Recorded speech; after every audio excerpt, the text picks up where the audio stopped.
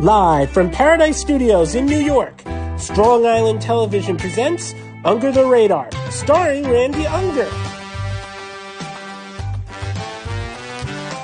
Brought to you by Magnitude Jewelry. Add a 2 to match your attitude.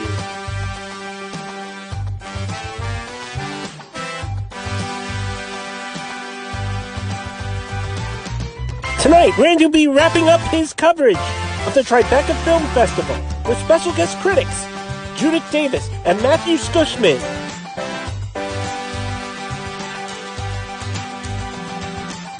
Randy will also be airing his red carpet coverage of the Tribeca horror comedy Come to Daddy, starring Elijah Wood.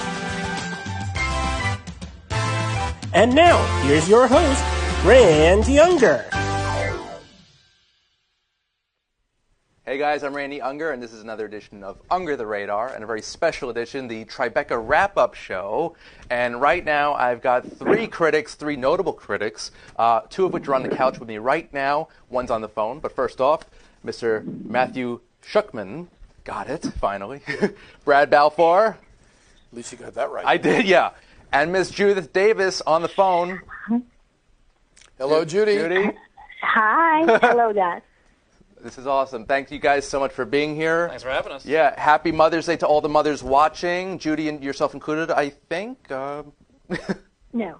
But thank you, though. Oh, well, thank you. I'm the only mother here. I have a child. You're the only mother here. Yeah, that's Yeah. great. Some people might say I'm a real mother, but that's Well, guys, we've got a lot to talk about. Obviously, the Tribeca Film Festival just ended 1 week ago, and we're still kind of digesting everything we saw.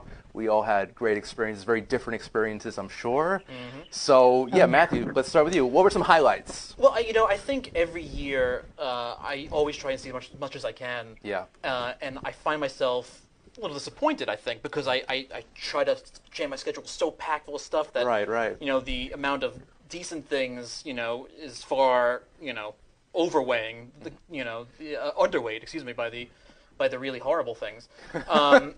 But this year, even though I only saw so many things, I actually, I wouldn't say anything was amazing. Okay. Yeah. I was actually, though, pleased with the selection I saw this Right. year, which, included, there's a lot of stuff that came out either this weekend or last weekend, meeting Gorbachev and Charlie Says, for instance. So, I didn't get to go as much this year because after, everything started, I had to get whisked away to do something out of the country. But, for what I saw, I enjoyed myself. Okay. Well, I wasn't quite the jet setter that Matt was, but I do try to approach, over the years of having done Tribeca from the very beginning. Yeah. I've been there at least a few days every year since it started. Was it 01, right?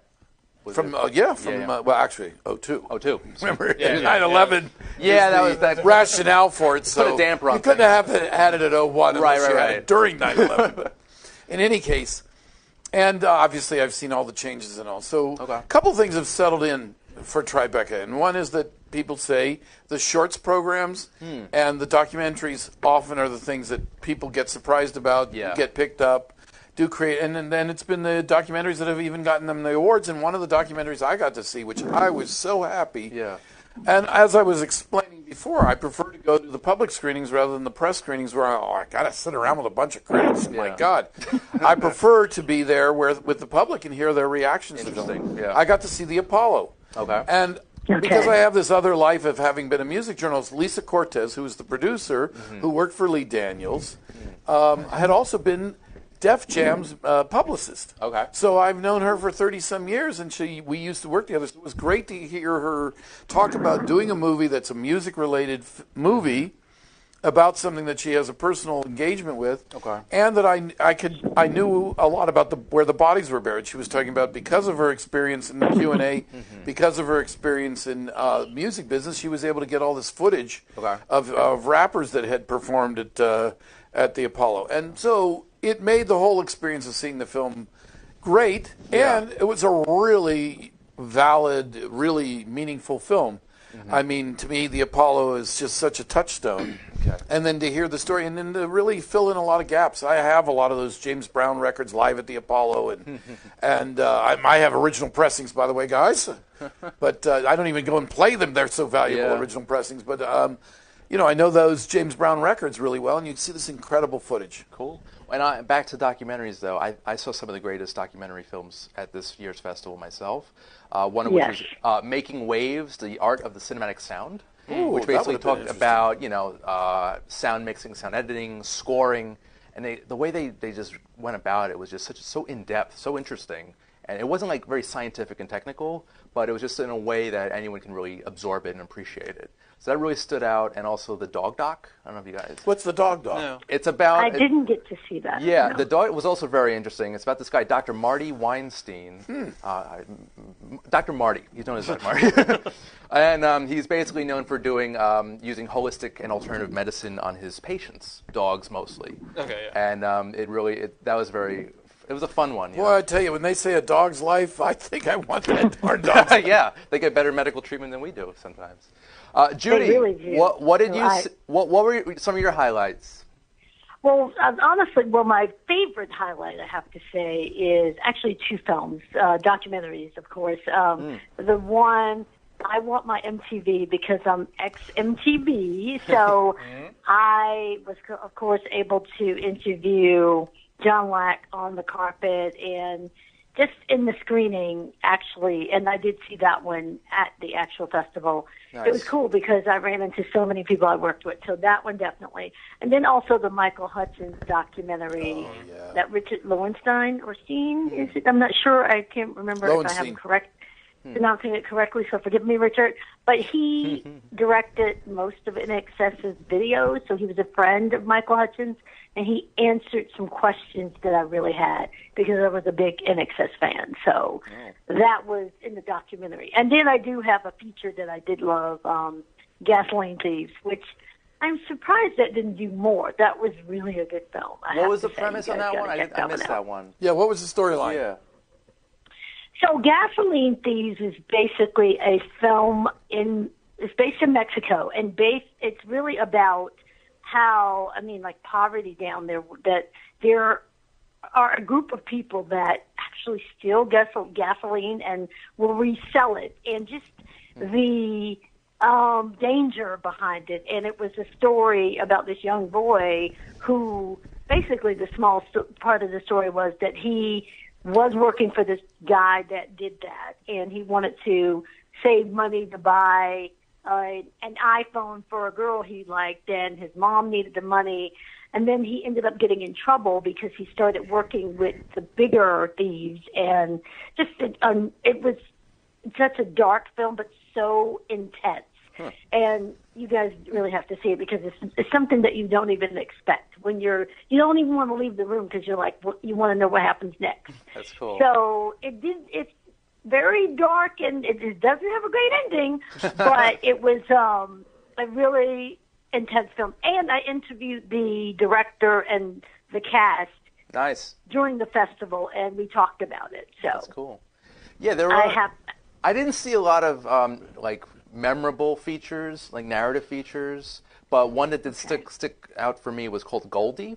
Oh, okay. I didn't see that one. I did not see that. Who was in that one? This young girl, she's like a 22 actress, model, rapper. Her name's Slick Woods. And it's basically kind of like a modern urban take on A Star is Born. Basically, it follows Slick Woods as she tries to make it in the music industry. She's obsessed with this frilly yellow fur coat. Oh, I think I saw a picture. Yeah. It was actually really good. And it was actually the first movie at the festival that I saw at the pre-festival screenings. So that's called Goldie, and I thought it was phenomenal, actually. Well, I want to bring up Pearl because all three of us have seen that. So, Matt, why don't you talk about your take, and then I'll give mine. Pearl. Well, did you see it? I did see that. We all saw Pearl. Four of us saw that one movie. Yeah, Pearl was one of the only films I think during the festival that I didn't immediately say I need to see this. It was just because my schedule was so complicated that I had to go to see things in a certain order, and that was there for me to see. Nice. And of course, there are certain pulls for me. I love Peter Mullen, no matter what he does. So Yeah, that was great to find out. I can sit and watch that. But ultimately, besides the fact that I think it was funny where certain sections jumped out at me as if I was watching a Nicholas Winding Refn film, with the certain electro It pop did have music. kind of like those shots. Yeah. Well, with the kind of mystical, kind of like club scenes almost in a sense. Right. As it started, I didn't feel very drawn in by it, but as it progressed, and while as predictable as most of the films I've seen this year, could be, the way it played it off felt natural, it felt good, and it felt rewarding. And it didn't feel like it followed what you think of as the bodybuilding film. It actually had a plot that had less to do with about, I'm going to be the big bodybuilding success, but there was an underlying thing, and you actually learned something about the emotional state of a bodybuilder. With her kid, was a son. This abusive husband. She has an abusive trainer. It was different. Well, I also like the almost, I think people would probably think of her as an ancillary character. Her former bodybuilder that he used to train. Right, that was really interesting side of it. I think the actress's name is Agata Buzek.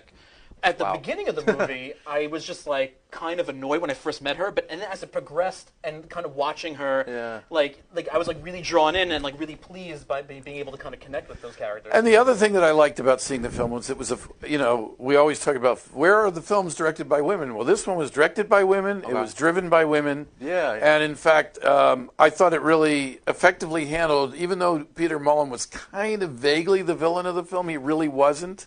And the husband, the ex-husband, was really but even he wasn't. Kind of a so there was character. a side to this film that had that I really think addressed some issues, and oddly enough, it was no hype, nothing. So you went in not having any expectations, and it's not going to do well at the box office. This is going to be a small film. It's going to fall very much under the bodybuilder radar. Fans. You never know.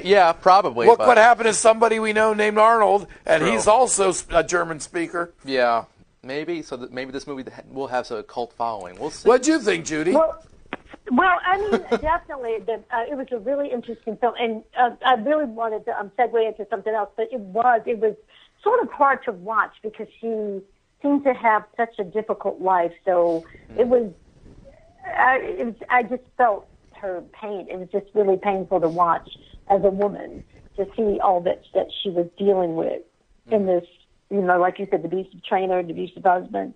It was hard, but I thought well done, a good story, but just hard to watch. Very psychological. Two more thoughts on that film, and then we can move on. Sure. One, I thought the director, too often do I see European films, French directors, that they linger on a shot for way too long. Yeah. This film was much more economic. Okay. I didn't find very many shots where they over-lingered. Yeah. And the other thing was, like I said to you, I had the opportunity to actually meet all the players involved because I got invited through some weird circuitous route that I got invited to a panel discussion with the actress, Julia, and David Barton, and an expert in health and fitness. Nice. And not seeing it as a film, but seeing it in terms of the value of the experience. So I got to meet the people. I went to a reception with the actress, and I found out that she's a huge comic book and science fiction fan. She wants to go to Comic-Cons and stuff. That's awesome. And that I thought was very cool. Really? Are you going to bring her? Are you going to show I'm her going around? to. I'm going to stay in touch with her. Yeah?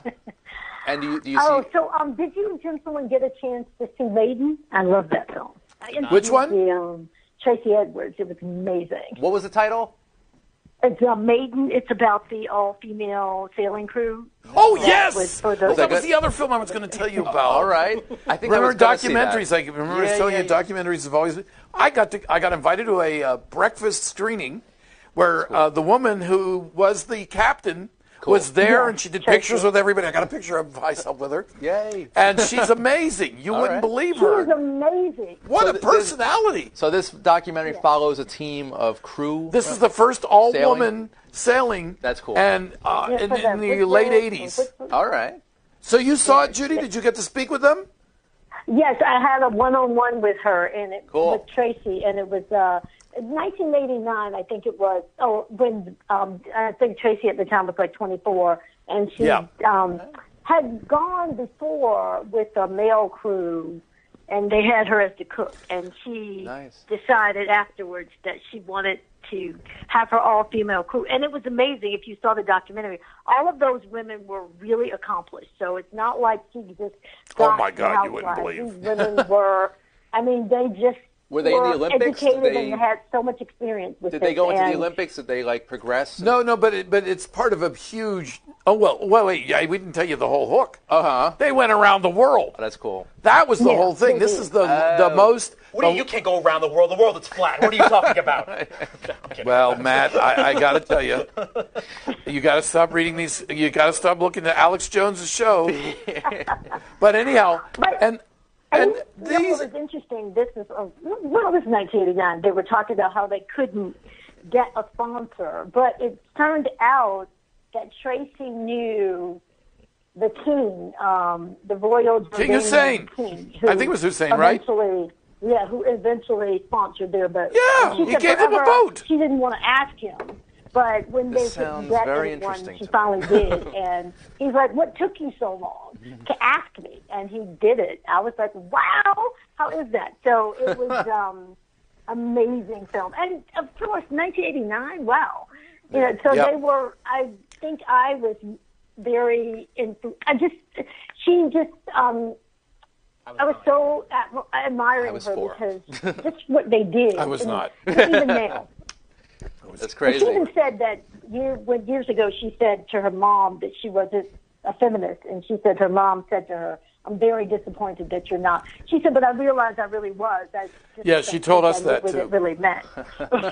But one thing she might not have told you that she told us was that nobody bothered to save the ship, and the ship's been sort of sitting around somewhere floundering. So they finally raised money, and her new mission is she's taken the ship and they're making it into a museum.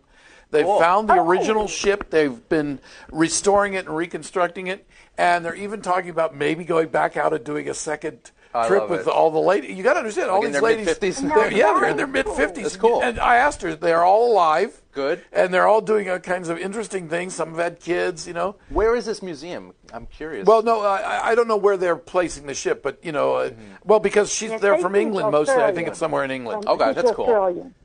Well, Maiden, that sounds really... Really, that was one. And I'm glad to see that we're on the same wavelength because, all of us have seen, some of us have seen some of the same films. Well, let me. Yeah. No, go ahead if you want. Well, I just wanted to get into some other docs. Well, before we go to docs, then actually. Muhammad Ali, did you guys see that one? No. I want to because I love him. Yeah. I did meet him once. So that's cool. That's cool. Because the one feature that stands out, and it's not even the feature as a film, is more the performance for Standing Up, Falling Down. Oh. Because... But it's called Standing Up, Falling Down. I missed that. That was Billy Crystal, and I interviewed Ben Schwartz. Ben Schwartz, but Billy Crystal plays an alcoholic. Oh, see, I didn't see the film. I love Billy Crystal. I wanted to interview Billy so badly, but his publicist swooped right in. What's great about his performance is the fact that for most people want to play alcoholic, and when they get really down in the bottle, they're just so over the top. And for Billy Crystal, somebody you think who may go over the top does not. He's even when he's what you would consider sloppy. Well, I'd say Jeff Bridges in Crazy Heart wasn't that. It's slightly different. It's very but different. Billy Crystal's so underrated when it comes to being an actor. The performance itself was so He's a great comic, but underrated as the movie's still good, but his performance really sells the whole. I really need to see gotta Standing see Up, that. Falling Down. Yeah. The more serious moments in like City Slickers are really like priceless. Oh yeah, he's always absolutely. Yeah. But it's not even that here. It's just it's just doing something the right way, not going over the top. Because subtlety is king to me. Nice. And You? Absolutely. That tie? No. In acting. So having, to see that performance really, really, like, I wouldn't say blown away, but I was really taken aback and really appreciated it. Do you see an award for him? I think it's one of those things that should be considered, but definitely the film's not going to get enough traction. Yeah, because I didn't hear a lot of hype on it. Yeah, me neither. I just knew he was going to be at Tribeca, and I tried to get an interview. But yeah, no, it's the movie's not bad either. Yeah. And everybody's good in it, but his performance. And really now, speaking of another feature that I interviewed the talent for, Sashir Zamata. She was on SNL, but she was actually What's the film? This film's called The Weekend. Basically, she plays this woman who has recently broken up with her boyfriend, and she goes. Yes. It's like Judy, you could probably describe it better than I can. It's kind of like a love. Well, I actually didn't see the film. I Okay. only did the carpet. Okay. By the time they didn't have any tickets, so I didn't get to see it. It's- So I only was able to talk to a couple of people on the carpet. So that one, no, I cannot respond. Yeah, it wasn't I'm terrific. sorry. It was, I didn't see it, but I'd like to. My goal was to see it. But, Sashir Zamata plays this comedian who's been recently hurt by her ex-boyfriend, and she goes on a weekend getaway with her ex-boyfriend, the ex-boyfriend's new girlfriend. Okay. And she along the way goodness. meets this That new sounds guy, interesting. and it's just craziness ensues. I don't even want to think about what happened. Yeah. But it's called The Weekend. It wasn't terrible, but it wasn't great either. So that's almost the reverse of standing up, falling down in a way. Oh, was it? Because, well, Ben Schwartz is a stand-up comedian who's like kind of failing. Yeah. Who moves back home with his family. That's how that starts off. Yeah. But we can move on. What from were the that. big hype? What were the big hype fiction narratives? Well, you know what? I saw a pretty good one that I've heard a lot of buzz prior to the festival and during the festival. Clementine. I don't know if you guys. No, I hadn't heard. Yeah. Oh, did you like that? I did see that. It actually has a similar premise as The Weekend about this girl who's recently broken up. She goes to her boyfriend's Yes. parents' house and stays there Yes. without him knowing, and It was craziness the ensues. ex-lovely I'm just in trying to the think, Don what were the Lake House. features? I'm like, really? Yeah. Judy, what do you remember as the features that everybody was talking about? I'm trying to The think. features everybody was talking about were the big name things that are either going to be hitting soon or out now. So it was Well, being what would able you for say? New Yorkers to see Extremely Wicked. What else and did you say? Vile. Oh, right, Extremely Wicked. Oh, Yesterday that's on Netflix now. Yeah, Oh, and Yesterday Yesterday, of was course. the closing film. Okay. And Tribeca, in general, all the spotlights are more like the reunion things. So that this is Spinal Tap, reunion Oh, yeah, the reunion screening stuff like that. I did the Say Anything 30th anniversary. All red those- carpet. Oh yeah, I was talking. And I I was was thinking able about. to that was cool. interview Cameron Looking into Crowe and that. James L. Bruce, so that was good. Yeah, What's that, Judy? I was able to interview Cameron Crowe and James L. Brooks. I was on that Oh, carpet with very you, good. Judy. Yep. That's Say Anything, right? Yeah. Unfortunately, Yeah. John Cusack was not there. Yeah, I know. I heard. No, I heard. I think he was shooting something. Oh, so really? it was a conflict. Oh, That's at least he what, wasn't shooting the red director. carpet was saying. But anyhow, well, I want to put in a plug for the shorts because, like I said, I almost made it to one shorts program, and instead I just said, "To hell with it." At 11 o'clock at night, I came back on the free night and went to the comedy shorts. And I'm surprised every year I go and see one shorts program, and I'm always surprised at the level of quality, the consistent quality. All these shorts were pretty funny. These were had a lot of different themes. A lot of them were made by women. Okay, great. Great. And except for the fact that the one short, which was about a family birthday party, kid's birthday party, and the havoc that is wreaked by a kid's birthday party. The only bad thing was it was shot in Georgia. Boycott Georgia. Remember, we all got to boycott Georgia. Okay. And all Boycott Georgia Georgia. Productions, because, as you well know, they just made the most onerous abortion law of any, or anti-abortion law of any state Wow, in the we country. took a turn, huh? But I will say, but no, I'm glad. But the reason I come around because I was talking to yeah. the director. Okay. And I thought he was a really interesting guy, and he cast half his family. His kids are the kids in the film. Nice. His parents are the parents. Doesn't I Richard love that Linklater do idea. that? Huh? Doesn't Linklater do that a lot? He casts his family. Yes. Well, that was what was Yeah. fun though, was Okay. to know the guess. So which one was that one? And it was really, and it was done in a very droll. A lot of the shorts were done in a really droll style. And Okay. Very funny and Really? Yeah. So it Now, was the comedy program. Elizabeth, Okay. And now switching gears, so we talked about docs, we talked about feature narratives, Got shorts out and of the way. shorts. Yes, Matt. Well, I did want to say one quick thing about yeah. docs. Yeah. Before I apologize. I have a lot to say about that. I did love meeting Gorbachev, and it's Yeah, so much, I was trying to get. so much that I called my father after and my brother because anybody Gorbachev alive, dead, anybody? Wow. He's alive. Is he? He's alive. I think you don't hear He's that. in his DACA. He's Where's he basically- been for 30 he's years? basically in exile. He retired. in essence. Yeah, yeah. But he's Basically. they're not going to let him. But They're not letting him out. Is this a- Right. It was such a wonderful thing to see in essence because as much as I remember growing up and knowing what was going on in the world, you still think of U.S.-Russian relations as kind of weird. But even if you felt it and were incorrect about it, Yeah. the idea of the way we're going through the world now and the way politicians worked then is just. I miss Gorbachev. I miss Yasser Arafat. You could shave your head and put a little. It's like, like people who, even if you don't agree with them, or again, I don't support anything the PLO ever did. No. You know, as far as their acts go, like you miss people who actually kind of cared about what was going on and were working on it that doesn't exist anymore. So it was a wonderful thing to see, even though there were certain parts of it that you wish. Now this is a doc went a different way. that shines a light on his current. No, it's literally Werner Herzog interviewing him over the past 2 Right. years. Okay. And then you're seeing archival footage as he interviews him, so it's actually a live interview. And while granted there are certain things he'll say that Herzog starts off very quickly saying with a little anecdote to say that after sitting with him I can tell that everything he says is genuine. But then again he's still a politician in certain ways, because when it comes to talking about Chernobyl, you can still think the idea of where I'm kind of well, there's certain things I can't talk about or I want to cover up still that maybe aren't so honest, but still, he was a very caring person. Okay. So, Well, That's good to know. I could make a segue into another program at Tribeca, the TV side of it. Because even though I didn't get a chance to go see, I kind of blew it, and I had gotten invited to go to the HBO. There was a special excerpt screening of the HBO Chernobyl series. They did this remake of Chernobyl, and it stars. I didn't see that. Is Emma Watson? No. Emma Watson's in it. So, but one of the people that is a crucial person with the Chernobyl. One of the organizations, one of the NGOs that tries to help there's this organization out of Ireland. Okay. And Adie Roche, whose partner is Bono's wife. Okay. She's been doing for 30, 40 years an organization that helps the children of Chernobyl and the survivors and all this and that. And she was a big part of the UN.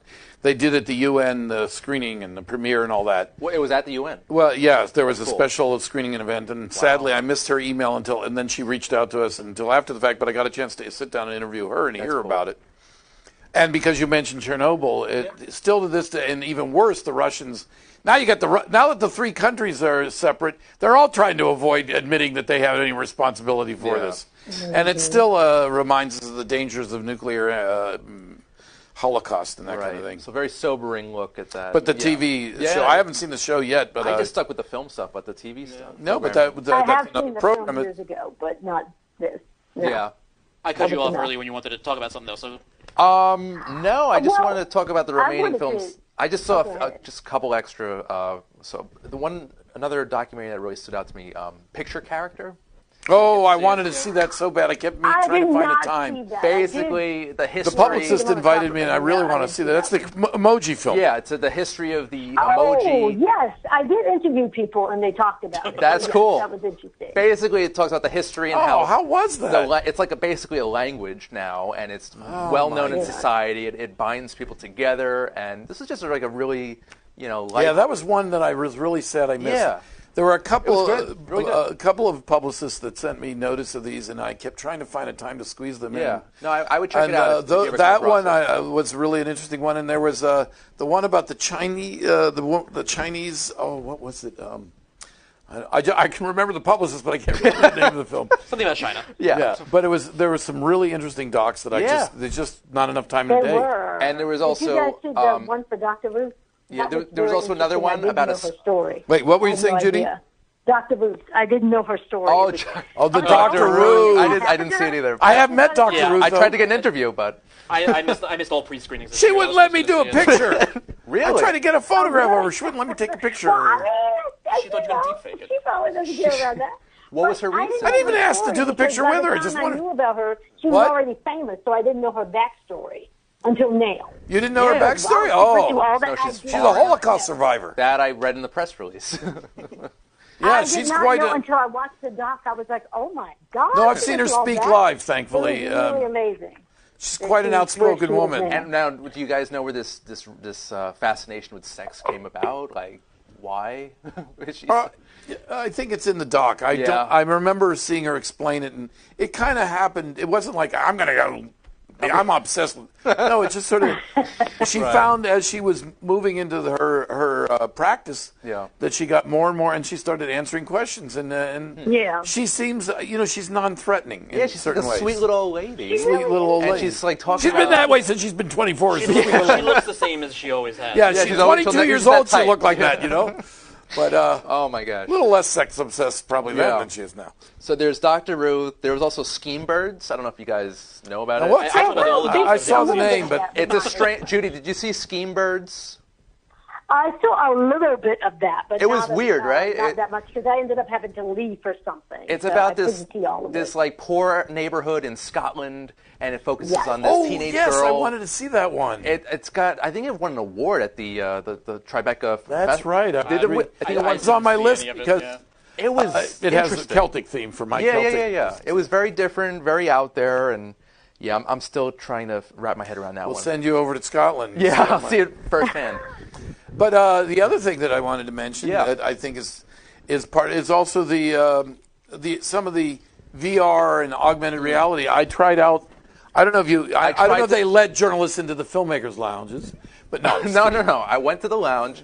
I tried to do the VR. I did the. There's a wait list for like. Oh yeah, which VR are you talking about? I did all of them. I tried. I was lucked out, and I went upstairs to the seventh floor. I'm sure they're awesome. There was and very this cool. augmented reality thing with Game of Thrones. Did you get to try that one? No. I didn't do any of that. You didn't do any. Oh, that was really cool. So they put on this new augmented reality form where they put them on as glasses. Yeah. And then it creates a digital sword. Or a digital. Are you holding like a you're holding it, yeah. All right. And you fight one of the creatures, and you stab it, and it blows up or whatever. And that was really cool to show. Judy, did you do any of the VR? I did not. I interviewed VR people last year. I came up with the same problem. I was doing a lot of carpet work. I didn't have the time to sign up and be on the list. I didn't want to bother. I just stayed in the lounge. Well, luckily I met some of the. Was this Mexican guys that did this one, and I met a bunch of other people. Yeah. The good thing about going to the filmmakers' lounge, that you meet them. They just you come get to up meet to them you. and you talk. And that was one of the things that I like about Tribeca, and I try to get away from all of this. Oh, is the publicist going to get you in or not get you in? You go to the lounge, you meet directors, they give you your meet the card. actor you want to interview. Yeah, and you trade, and then you email them, and they just put you on the list. You don't have to go through the middleman. Yeah. It's the ice cream. That's Exactly. the Magnum ice cream. I like the coffee. Oh, the Magnum. Oh, I like the coffee too. The Nespresso? Oh, did you take home they had the spices? I got to take home That's nice. the spearmint plants that were there in the room. That's cool. I used them. Did you guys, Judy? Did you sample any of And the lavender. any of the cocktails at the lounge? Oh yeah.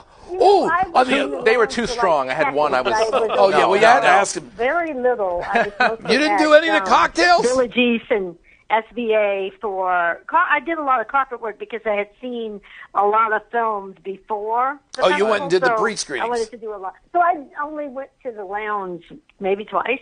And only to peek in and leave. Now here's an because idea. I had other things going on. So no, I did not. Why don't I saw a lot of people sampling things, but no, I didn't. Why doesn't really Tribeca sample do anything. why don't they just open up like a bar, like lounge, restaurant type of thing? Well, they were talking about it one time. That would be so cool. You weren't around when they did this. What happened was, at one point, De Niro or the crew, they owned a set of, they used to own the Tribeca Cinema that was there at the corner of, right down the block from Spring Studios. Oh, okay. And they used to own that. And then they actually owned a series of buildings, or they had some rights to a series of buildings. And so for a while there, they were doing a post and pre-Tribeca events in this one area that was like a lounge. They would have dinner parties and different things, and they did that for a while. But I think that they didn't keep control of the buildings, or they sold the buildings. But there was just too much Poor money. management. Yeah. No, I don't know. But for a while there, they had the Tribeca Cinema. Not the little one there on Not Greenwich. the screening room on Greenwich. No, but the one on right down up the street from the Spring Studios, which is their headquarters. Yeah. And that used to host all kinds of parties and screenings and events, and and that was after the festival. So a lot of festivals would rent that, but They unfortunately, should just keep that open. They could make a well, killing. I'm sure that the real estate being New York, True. Manhattan. I think Yeah. De Niro has some friends that can help out. Everything with festivals changed. If they started doing those bagels at the New York Yes, Film he Festival, has. I didn't expect anything to stay open. Yeah, well, that's a whole other story. Actually, I have to tell you, I mean, Yeah. the funny thing is you've got New York Film Festival, which really isn't a film festival in the normal sense that they're introducing new talents and all this and that. They really seem to keep running over and over and over again the same set of directors and the same films they access from Cannes and everywhere. Okay. And then you have Tribeca, which has tried to be kind of a marketplace and kind of a public festival. But I still think there's one more festival I wish would, and new directors, they tried to, one more festival which really does something a little bit more like what you see when the way Toronto's broken out in all these different segments, or the way Sundance is.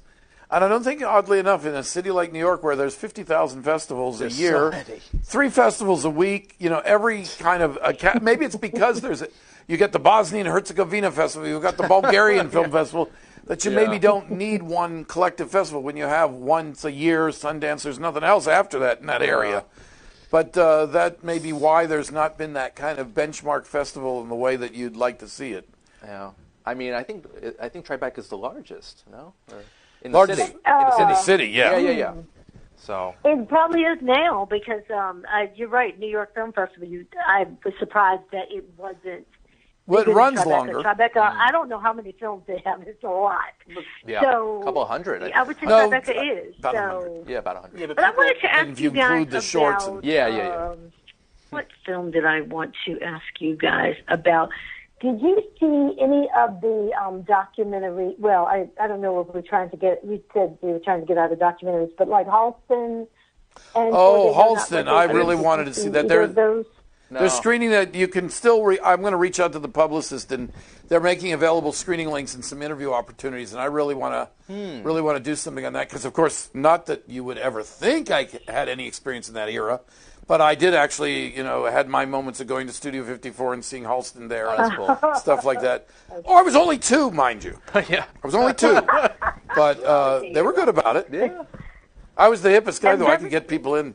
One last documentary I want to mention. It wasn't stellar, but it had some really interesting. It had an interesting performance from Alec Baldwin. Framing John DeLorean. Oh yeah, I really wanted to see that. Yes, we wanted to talk about that. That was not bad. Yeah. Wait, that wasn't a doc, was it? Well, it's a docudrama. Yeah, thank you. No, part not. Judy, you okay? Yes. You saw it or you didn't see it? I'm sorry? Did you see it or you didn't see it? I did see it, but it seemed like it was part documentary too, and Yeah, it was docudrama. Yeah. Yeah. Okay. Well, I mean, yeah, it's one of these things that you wouldn't be able to necessarily give. I don't think docudrama wouldn't even fit it. It's what Errol Morris did with what was his last movie, where we had Peter Sarsgaard playing about his father. It was like some of it was fictional and the other parts were actually documentary. I can't remember the name of the film now. Wormwood, right? Okay. That's what it was called. So it's similar to that, but I didn't get to see it, unfortunately. I actually signed up to do interviews for it, and then got shipped off to England. That's the Errol Morris one, or the DeLorean one. DeLorean, I'm talking about. Yeah. Alec Baldwin was. It was a good film. I got shipped That off. was one that had a little buzz. But it wasn't great. I'll give you that. Yeah. Well, I like the car. Yeah. I'm a huge. I think I have a model of it. I think I have a little toy I think I do version. too. I'm a Back to the Future nut, so yeah. Oh, that's right. You are. Yeah. Not. Oh, I'm sorry. Yes. All right, guys. So. And what about okay, we'll leave that because I was going to ask you about Showgirls. You don't know me, but we can move on. Okay. I'm glad you brought up about the cocktails, though. That was one of the better experiences there. That was my first time. Those were really interesting to buy cocktails. They were just a little strong. I mean, I'm not a drinker. I'm with you on that. I only had a touch of one. Yeah, but it was just a nice vibe. The couches. But I have to say, that was the thing that makes Tribeca work for me. Even if I only do 2 days of it, which I did pretty much. Other years I've done more. It was to go into the lounges, hang out, meet filmmakers, meet directors. I ran into an old friend of mine that I hadn't seen for several years who used to program the Bulgarian Film Festival in New York, went back to Bulgaria, and now she's the leading proponent for Bulgarian film and bringing filmmakers to Bulgaria. And as you guys well know, there's a lot of competition to bring films in places like Ireland and all for something called Game of Thrones. You might have heard of that. Some small show. And so I don't think they did film like a bunch of film. I think they filmed maybe some John Wick there or something. Oh, really? It's possible. But they always are renting these weird hotels and places like was it Bulgaria where they did the torture porn? Torture Salo? No, not Salo. That's a little too old. No, the one's done by Roth. Yeah, Hostel. I think that Eli Roth. Yeah. I think that might have been shot in Bulgaria or somewhere. I think you're right. I don't know. But anyhow, so it was really interesting to hear about trying to bring. She created she comes to Tribeca to find films to bring back to Bulgaria. Vice versa. And vice versa, bring Bulgarian films here. They're trying to develop a Bulgarian film market. I didn't know there was a huge market there. Well, they have there's a lot of cheap production resources there. True. Guess so. Good to know. So that was one interesting experience that I had that probably not many other of you guys probably had. All right.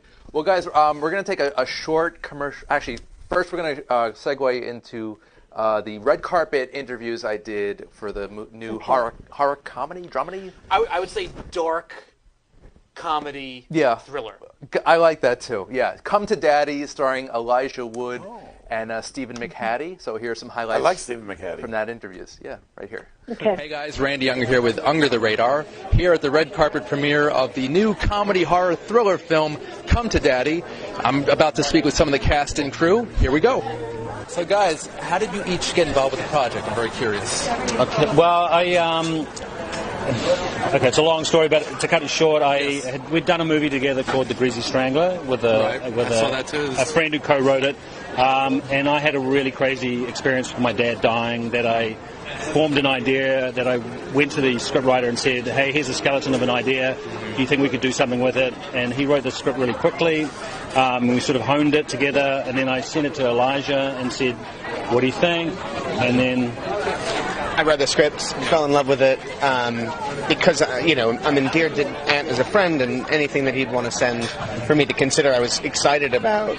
Obviously knew the writer as well. Fell in love with the script. It was this thing that the more I read it, like it kept subverting my expectations of where the thing was going to go.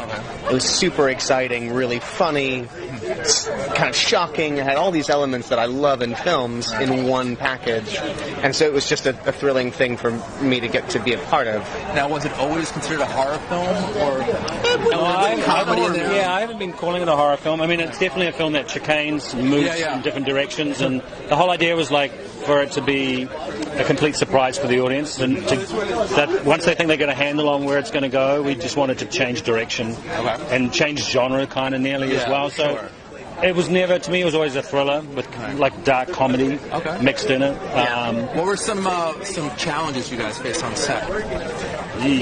We both broke our ankles, kind of. Yeah, you broke your ankle. I rolled my ankle. On the rocks? Yes. Yeah. Okay. Yeah. On the rocks. Okay. And yours was like a week into filming, I think. I was very like old school with a megaphone for a little while in a chair.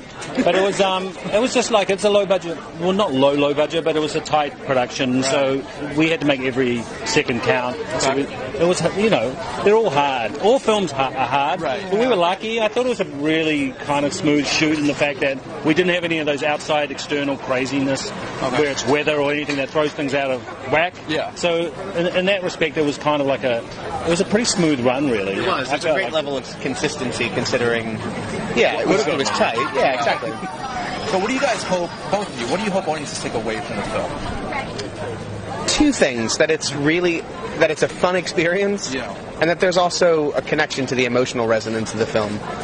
There's a real emotional through line, and it ends, I think, with an emotional moment, and I hope that resonates with people. Yeah. It's a movie about fathers and sons, so it's a slow burn. Right. I want to feel that it's like a massage the first third, and then I just want to smash them on the head. So kind of, and then end with like a little blissful moment. It kind of throws you for a loop. That's it. It's a twisted film. It is, but it's very good. Yeah. You've seen it? Yeah, I saw it the other night. Great, awesome. I don't even know how to classify it, but good. That's good. Tribeca calls it unclassifiable. So, sure. We should. I like that. Yeah, stick with that. I'll ask for you, Elijah. Since Back to the Future 2, you've had quite a career. Some highlights. What would you say is the highlight of your career? Oh God, man, that's so broad. Of course. Right now. Right now. Yeah. I mean, anything that. I don't know. It's a very difficult question to answer, but everything that I've just come from is always a highlight. But it's true. Every experience is a new thing. I'm always learning and always growing, and I hope I am. So this is the new highlight. I loved making this film, and I'm really proud of it. That's great. Well, Elijah, thanks so much. All right. Awesome. Thank you so much. Adar, how are you? Good. Film is very weird, very strange. What was it like being a part of it? No, I had a wonderful time. One of the best times I ever had. I had a great time working with Elijah and Ant, and it just seemed to take off right from the beginning. Didn't feel like work. How do you go about choosing your roles? I don't know. Okay. Did I stump you? I didn't mean to. You did. I'm sorry. Well, there's something, I don't know, I can connect with them, I've actually known you since Beverly Hills Cop 3. Yeah. Hey, how you been? Good. That was a great movie. What was your experience like on that? Weird. Yeah? Yeah. How so?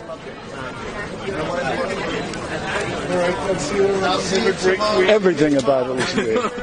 Everything. Similar to this film, I'm assuming. No. Okay. No, it was, I don't know. It all got rewritten and, All right. Now, what do you hope audiences take away from Come to Daddy? I haven't seen it yet. So I don't You haven't know. seen it, but you were in it. Yeah. Okay, that's cool. So, what do you have coming up? Anything you can talk about? Yeah, a couple of movies. Gut Instinct.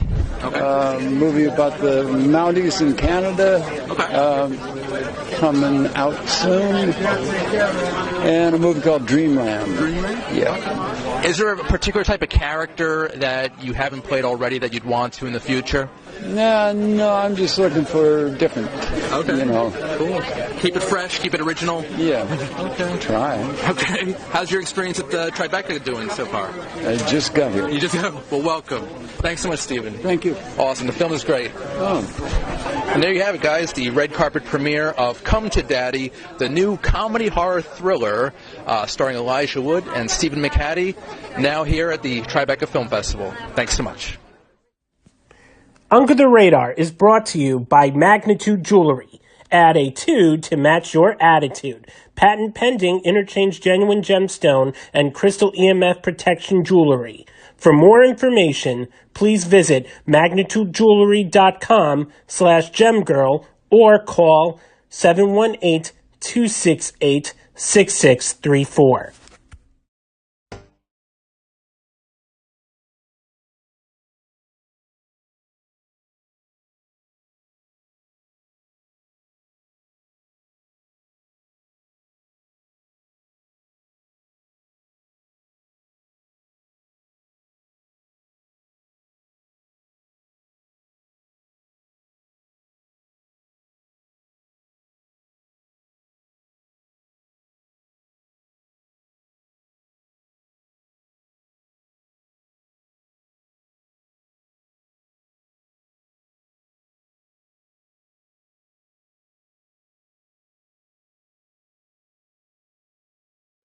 And there you have it, guys. My red carpet coverage of Come to Daddy, starring Elijah Wood, Stephen McHattie. Very weird movie. I can't talk about it enough, Matt. Well, yeah, I mean, it's one of these things where, like, you get it with every film, but they of course send you that little thing saying, "Don't ruin it," you know. And while I think that I thought it was kind of obvious what was going to happen for the most part, it's still an interesting thing to watch, and it's definitely not. Something that far out of the bag where that's the great thing about Tribeca. I think every year they have at least one what they call their midnight movies that are like really good movies that are like better than the normal thing. And usually they're better than the other. They had Troll Hunter back in the day, which was That's right. which is an amazing movie. If nobody's actually seen it, Oh my God! make sure you watch it with the subtitles. Of course, don't watch it dubbed because it's a shit dub. Have you seen Troll? Have you seen Troll Hunter? Huh? Troll Hunter is incredible. know, but it sounds like it's up my alley. It's a brilliant movie. No, because that's a movie where I talk to people about storytelling. Yeah, that's the really movie to watch because out that's there. a brilliant movie for how you should tell a story in a film. Is it like a Shaun of the Dead type of humor?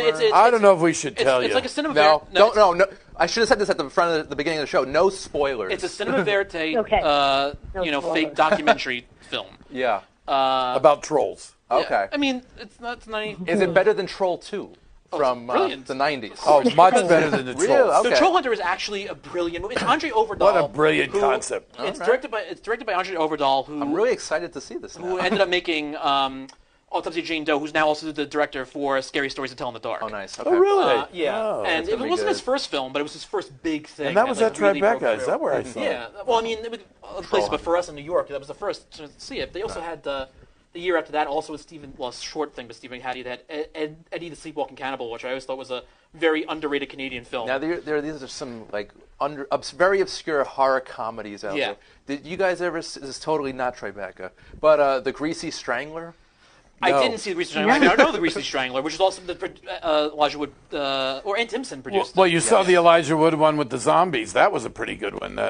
Wait, which one? Is that with Cooties? Is that Cooties? Oh, yeah, Cooties? yeah. Was that another a one? Tribeca? I need to... That was a very was a funny. Tribeca, no, That was a no, very. that's He produced, and I think he wrote some of it or something. Okay. Oh, it's a wacky, really wacky zombie film. Judy, are you a big horror buff? I am. But I haven't seen the ones that you guys are talking about. All right. Interesting. Maybe it might be something I have to add to the list. Troll But Hunter's yes, on I do Netflix. enjoy Just horror make sure you films. watch Good it to with know. subtitles. Gotta see Troll Hunters. Wait, it's so it's foreign. Yeah, it's Norwegian. Okay. Yeah, but it's on Netflix. Make sure the subtitles are on. Okay. Cool. I mean, or you can borrow the Blu-ray. I have it on Blu-ray. Oh, nice. Good to know. All right, guys, so we have about 5 minutes left. I just wanted to go around, and if we have any plugs, anything that we're working on we want to talk about. Matt.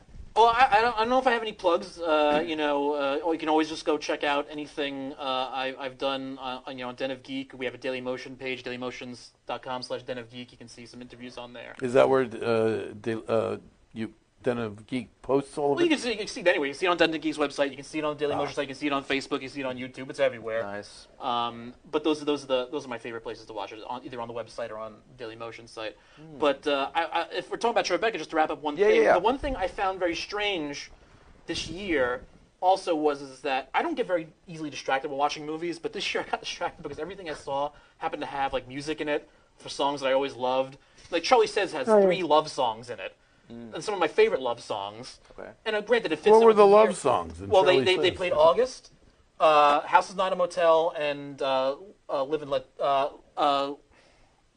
Let Die? No, it's not Live and Let Die. It's I can't remember the name of the song all of a sudden. It's Live and Let Live, actually. Okay. Which opens up with the greatest line in musical history: "The snot has caked against my pants." Well, I do want to see. That's one movie I do want to see. Charlie Says because I like the director a lot. Oh, I Mary love Herron. her. She's great. Yeah. I thought she did a great job with Betty Page and. Well, she did an amazing job with American Psycho. Period. Well, yeah. I mean, for a movie that you wouldn't think you could quite pull off, it was a movie I didn't know if I wanted anybody to show. If you've ever read the book, she pulled. That's the whole thing. She pulled it off in an amazing way. Remember, we're going back years now. There's no point in talking about it forever. But the fact that she doesn't get enough credit for what she did with that is kind of scary. And she's a former music critic. Rock critic. So there you go. Can't have any problem with that. Brad, what do you have to plug? Well, as I was telling you earlier, Yes. I am working on a photo exhibition of my Polaroids from the 80s with people like Johnny Lydon, for you that don't know, that's Johnny Rotten, the Rolling Stones, and the Ramones, and I'm going to be writing a book. I've been commissioned to write a book about the whole milieu that those pictures come out of, and hopefully we'll be inviting you to an exhibition. Yeah. Real quick, I'm sorry, because I don't want to cut into Judy's time. Yeah.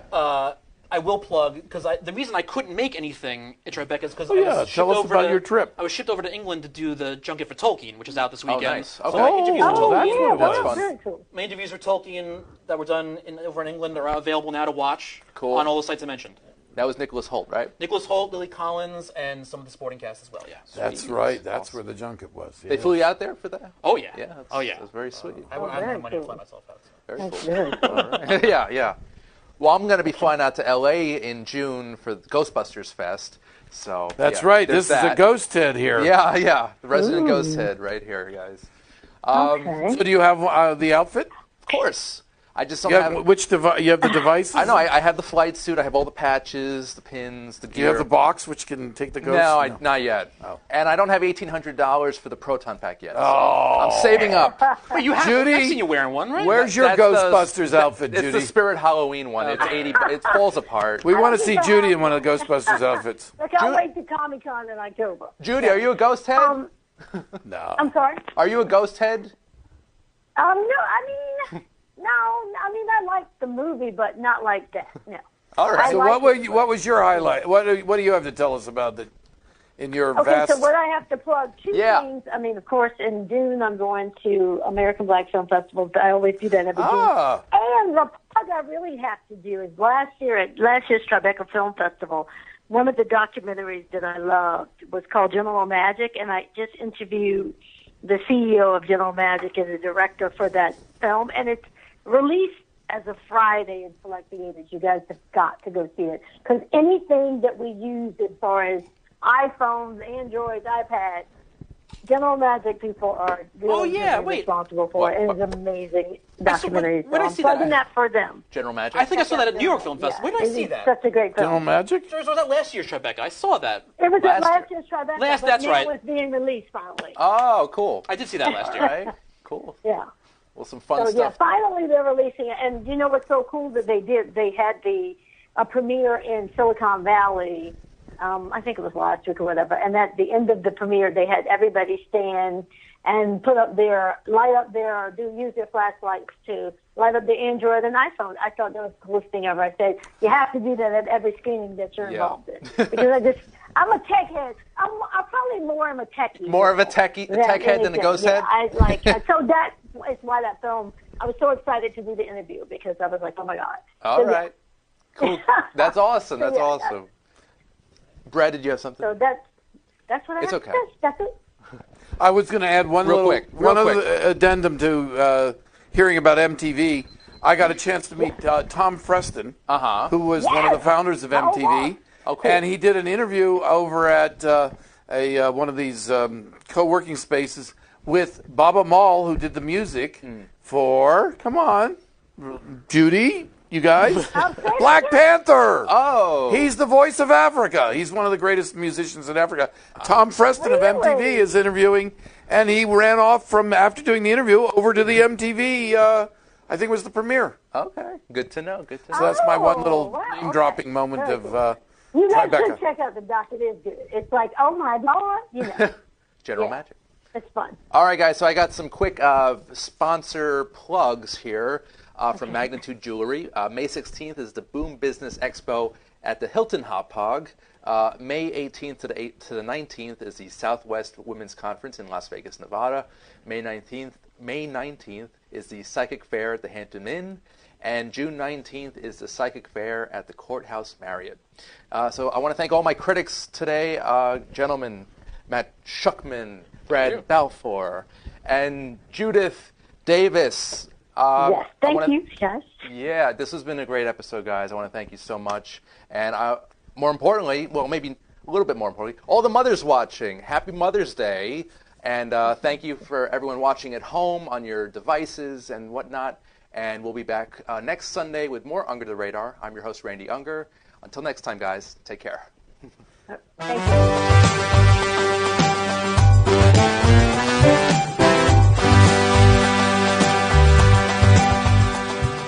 Under the Radar is all new next week with more movie reviews and interviews on Strong Island Radio and Television.